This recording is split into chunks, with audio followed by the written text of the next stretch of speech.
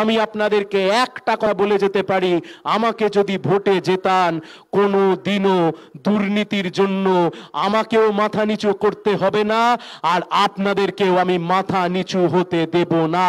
তার কারণ সিপিআইএম করি নিজের পকেটে পয়সা ভরবার জন্য নয়, মানুষকে মানুষের মতো বাঁচাবার জন্য, মানুষ যাতে ভবিষ্যতে মাথা তুলে বাঁচতে পারে তার জন্য।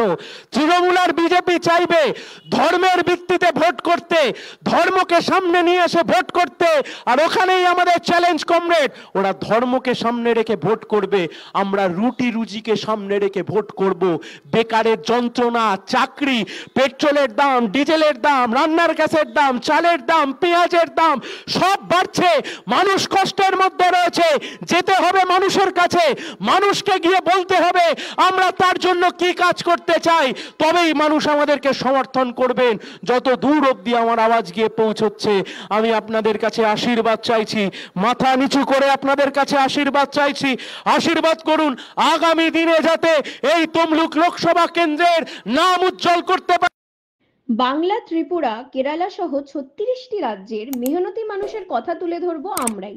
আমরা নিরপেক্ষ নই, মেহনতি মানুষের পক্ষে।